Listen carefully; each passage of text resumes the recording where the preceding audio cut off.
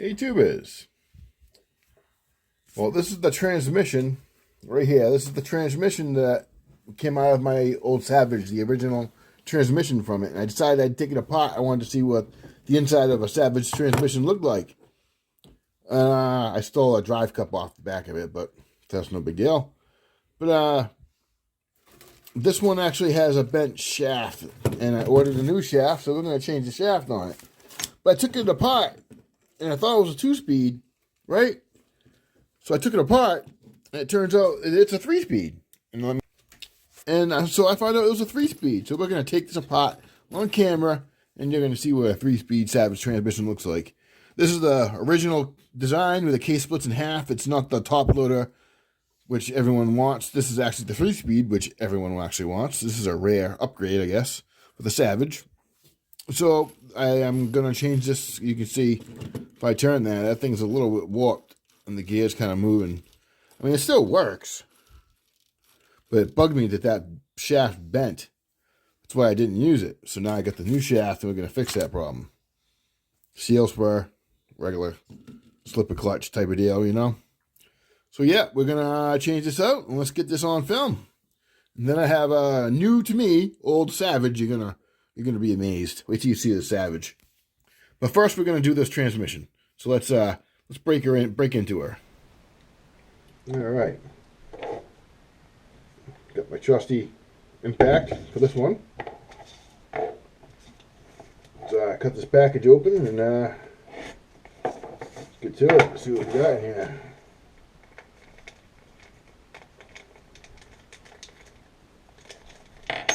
New shaft.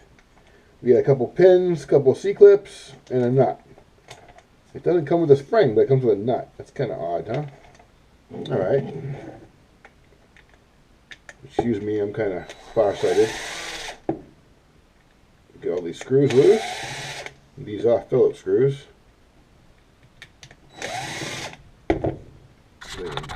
Make sure you guys are in the view here. Yeah, I'm using a small tripod. Alright.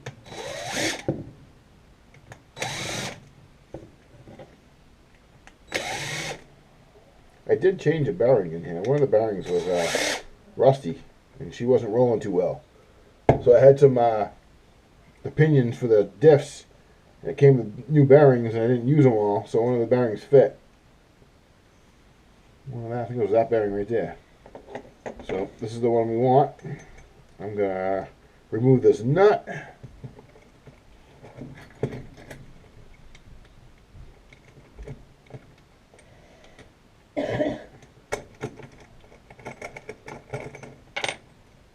Go. This is I believe this is a 52 tooth. Yeah, I believe it's a 52. There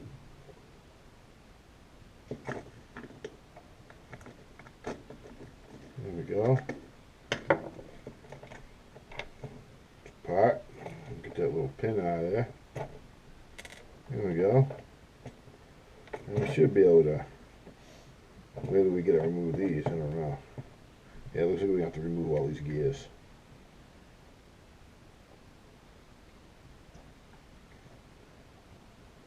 Let's see if we really have to, huh? Move the C-clip. There we go. Spacer. See if this comes out of there. I guess not. So we're gonna have to remove everything. Alright. What we got is a brake system here. We gotta remove that. Wrong tool. We gotta remove the brake system. Not hard. Just like that. And if we gotta remove this.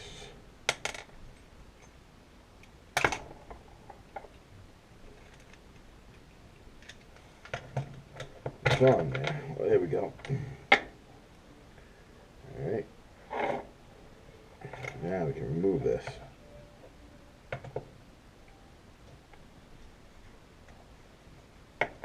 that. Remove that. Just so we can get to this one. And remove that. Put the case out of the way. This is the piece we want to change. Pull the bearing off. So we're going to open this up now. Looks like they all line up on that one pin. So take the one pin, slide it on there.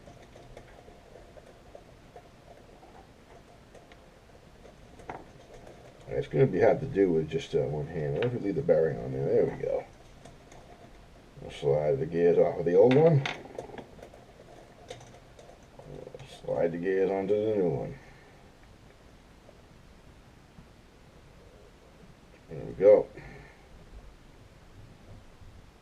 New shaft goes through. That's where the clutch goes on. These are the gears. I guess one bearing that goes right there. And this just goes back together. Lines back up. Just like so. Try to wiggle it around a little bit. And it goes back together. And just tighten the screws. Be careful with this thing. This thing will overdo it.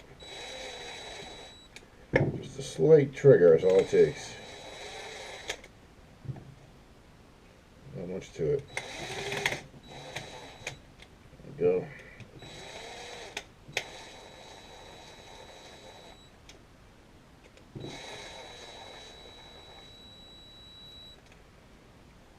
There we go, back together.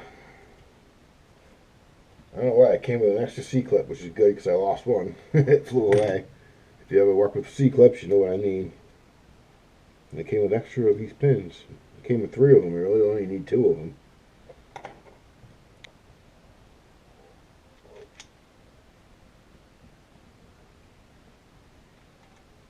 Get there in the middle. There we go.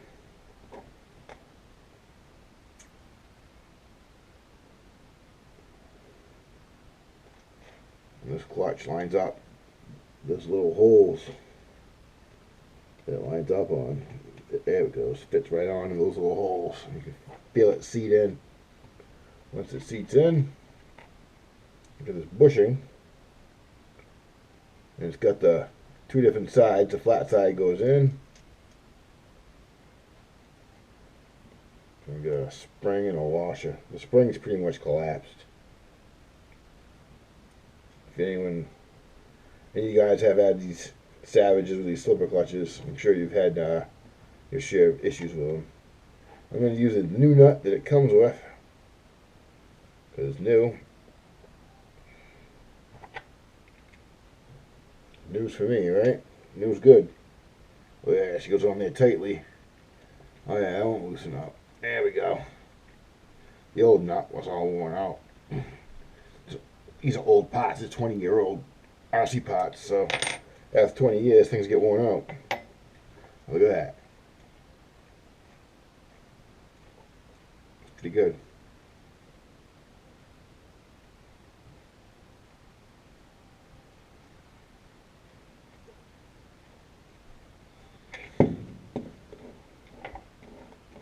Still looks a little off.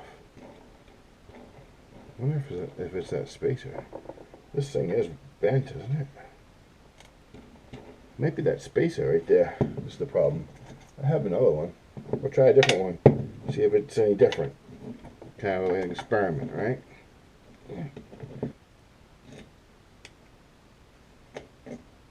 See the little holes? Those line up with those holes. Get that pin. Put that back in there. It's a real loose fit. I have plenty of these spacers. This is a spare one. So I bought the old Savage just to have a spare parts. We'll line this back up with those holes. It'll lock back in. There it goes. Turn it on its side. Get the bushing and everything back in. Well, hang on. If that falls out, then you gotta line it back up. You don't want to tighten that up without that in those holes. Oh. There it goes. Alright. Alright guys, well I've taken it apart a few times, looked at it. It's straight until the spring's pushed against it and the nut's tightened. So it's got something to do with the spring. The spring is squished and it doesn't have any spring left to it. The spring's dead. So I was just going to use washers and tighten it down with washers, but I think I still might. Maybe I'll fit a spacer over there or something instead of the spring. I'll try that. The spring's squished tight. There's no spring left to the spring. The spring's beat. It's 20 years old. It's dead spring. I'll see if I can find something else to use, and I'll try a spacer. But as of right now, it's not bad. It just moves just a tiny bit. I'm just trying to get it just right, you know. I want it to be as good as it can be. And it's got a little bit of movement there. I don't know why. The shaft looks straight now.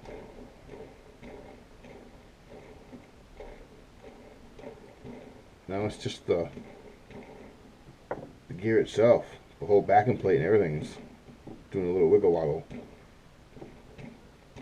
Not really sure. I cleaned the back of the gear because it smoked the clutch at one time, and I've replaced the clutch since then. So there's a little bit of debris from the smoked clutch on there. Cleaned that off a little bit. But the whole backing plate is moving with it. You guys can see that. Film, the whole backing plate is moving a little bit. Got a little bit of wobble in and out a little bit. It's not bad. I mean, it works. It's fine. It works. I'm just being picky. I want it right. Why is that moving a little bit? I think it's the spring. The spring doesn't sit on there exactly flush because it's squished and it didn't spring back. So that's the problem. So let me see if I can find a better solution, and I'll bring these back.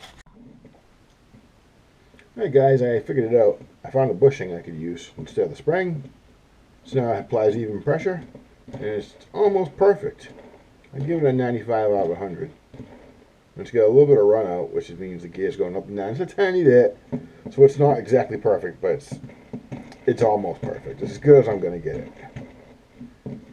It looks good, if you guys can see that. Good now. That's all it really was, is that spring. Spring right here. See that?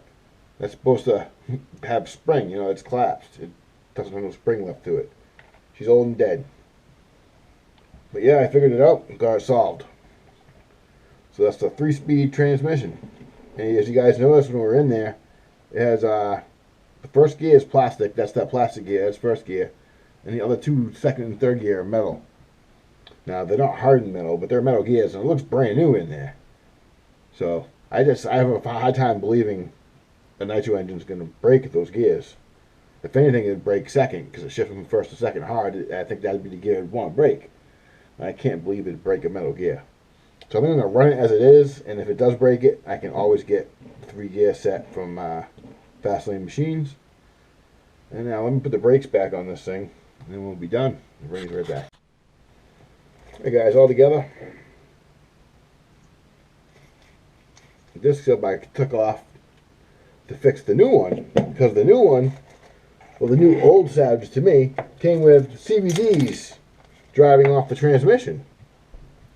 And one end had a dog bone cup, you know, like a CVD, just one end. This is a CVD end, but it was missing the pins that drove the CVD. So I think the pins were tiny, because you can see these holes are like tiny little pins. And I don't know, I just didn't like it. I took the CVDs off, I put dog bones back on it. I didn't like them. It has CVDs on the wheels too, actually, and those seem fine, so I didn't mess with those. Bam! There she is, guys. I think this is an SS. Savage SS? I think so. Or maybe it's just a Savage 25 or a Savage 21. I don't know. It's one of the old school Savages. You can definitely tell the left side lug nuts are reverse thread, which is an odd thing. But that's how the original ones were. My first one was that way too until I changed all the stub axles out. So it would all be the same. I didn't really care for the reverse thread. It's kind of confusing. But the ones on the left side, tighten up the left way. I guess I thought the nuts would loosen up. I don't know. See if I can get you some picture here. So she's real clean. I got her from an auction on eBay. $185, including delivery. That's like $45 delivery, so $140. There's no motor, no engine in it. The body's real clean. Look at that, huh? It's not the easiest thing to do with one hand. Excuse me. Yep, there we go. Very, very clean. And the strangest thing is, it's got a primer. I've never seen a Savage with a primer before. Any of you guys know anything about Savages and why I don't have a primer? I'm curious to know. But it's very, very clean, very spotless. It's got metal shocks. That's the only upgrade. I told you I pulled off the CVDs because I didn't like them. I put dog bones on. Had CVDs on the bottom. You see it's wicked clean. It's very, very clean. She was missing some screws, so some of them older screws are rusty because they're used screws that come off another car. Well, if you look, it's very, very clean. I was just amazed at how clean it was. It didn't come with these tires. It came with those tires. Those are like Traxxas Revo wheels or something like that. Revo or T-Max. I think they're Revo wheels. They're old though. Same decade, I guess you'd say. These wheels I had already from a parts car I got, and I like these, so I put these on it. It looks better. These are nice tires, I think. But yeah, what do you guys think? Nice and clean? Very, very clean. That was the reason why I bought it. I was done buying used Savages. I was like, nah, I'm good. I got one. I got a parts truck. I'm good. But then I saw this one, and I was like, I gotta. Then the problem with these, I'll remove the gas tank to show you. The problem with these is this bulkhead right there. It's in the way of the auto starter. I have an engine for it, but it comes and it hits right there. So I'm going to get an aluminum bulkhead back here, and the aluminum bulkheads don't have this cross piece, so it won't be in the way. Then I should be able to start the engine, no problem. If I still have trouble, then I'll change the shock tower as well. But I think all I need to do is change this piece, so I already ordered an aluminum one. Yeah, so I got that, I have an engine for it. The air filter on this is just temporary, just to keep dirt out of it, but right there. It's 26. It's a little dirty. I need to scrub it. But the inside of the engine was wicked clean. You see the piston right there. It was wicked clean inside. Let's get that weird roto starter right in the center. So when you put this in here, see, you can't even get to the starter to start it. But it lines right up with the gears. And it's got a 17-tooth vented bell housing. Right? It's vented. Looks like a good engine. It seems to have decent compression still. It was wicked clean inside. I think it's going to be a runner. So I just need to get rid of that bulkhead so I can turn that starter over. And then the aluminum ones don't have nothing there. I can show you on mine. If you can see in there, there's nothing in between the bulkhead. There's nothing in there. So you can actually get the driver, if you guys can see in there. You can get the driver right in there. So, yeah, aluminum bulkhead, just like that one's coming. Then we'll be able to put any motor we want in here, any engine we want. We're going to start with this one. I have an XTM motor right there. I never could get that one to run properly. But I think the carburetor, the boot on the carburetor is ripped. So that was probably my problem. But this one should run. So yeah, we do like experiments, and if that one don't run good, then, well, maybe we'll buy a LRP or something. But that's the future of the channel. That air filter is just temporary, just so I keep dirt out of there. I bought filters and didn't realize when I was buying them they were the wrong size. They were supposed to be for my Sen Genesis. It's like a one this scale motor. I have to get a new motor. The motor's busted. Allied Express, though, I found the .46 engine from Allied Express, 150 something bucks. Not bad. So we'll be having that going this season too. That has a 3-speed reverse. But yeah, that bulkhead's coming for it. So we're gearing up, and this truck, yeah, the body won't even fit on because a gigantic air filter. That is just temporary. We're keeping dirt out of it. So yeah, we're gonna have this thing ripping. We'll be tearing the bulkhead and all that back end apart to get that aluminum bulkhead in there. But yeah, what do you guys think? I think she's sweet. And it's so light with all the plastic. No aluminum upgrades. When I bought this one, it had aluminum control arms already. And it had a front bulkhead already. So it had aluminum upgrades on it already, so it was already heavy. I have been seeing what a light one would do. So, yeah, that's our channel. That's our future for spring. Our winter project is to get this thing going. And I got to decide what truck to put the 3-speed in. Should I put it in the tank of a Savage now? I think it's turning into a tank. Or maybe I should put it in that. I don't think I'm going to put it in anything right away. So I got to decide. Who knows? Maybe I'll get another Savage and put it in that one. Who knows? The future is untold. So y'all tell me what you think.